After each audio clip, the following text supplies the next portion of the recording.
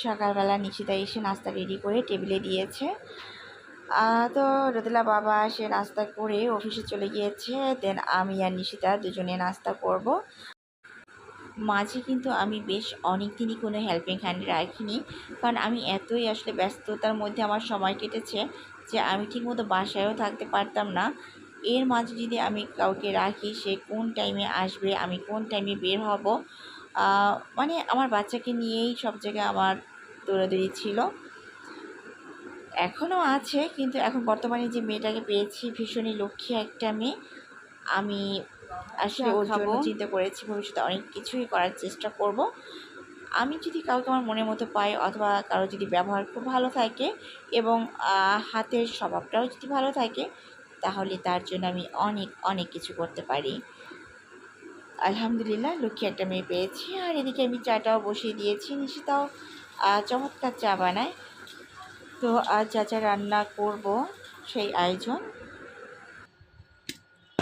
এই মাছগুলি এত ভালো লাগে আমার কাছে, একদম কত ফ্রেশ, তাই না?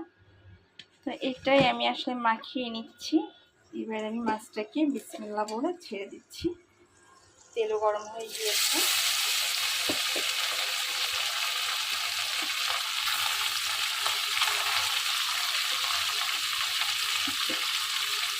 আমি জাস্ট এভাবেই চচ্চড়ি করবো। তো আলু কুচি দিয়ে আরও টেস্ট হতো, আসলে আলু কুচি দিব না। ওকে,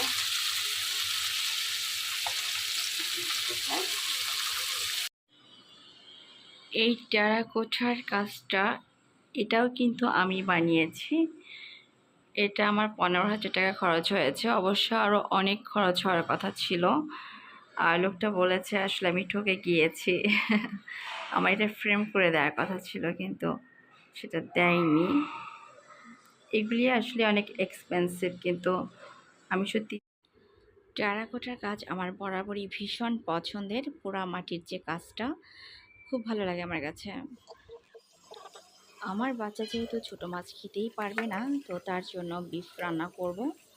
সে অবশ্য বিফের থেকে চিকেনটা বেশি পছন্দ করে, এটাই হচ্ছে তার কাছে ভীষণ প্রিয় খাবার।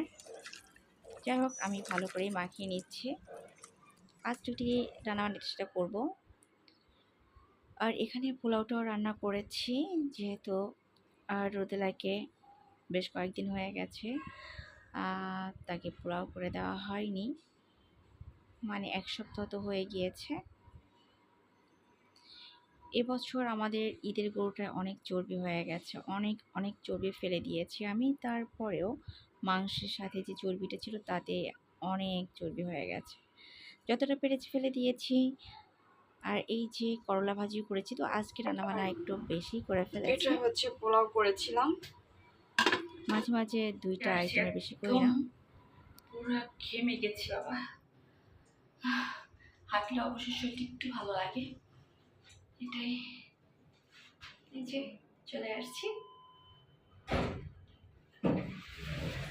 আমি আবার সব সময় নিজেকে যখন ভিডিও করি একটু ভালোভাবে দেখি। আর মেয়ে দরজাটা খোলাও রেখে দিয়েছে। আচ্ছা।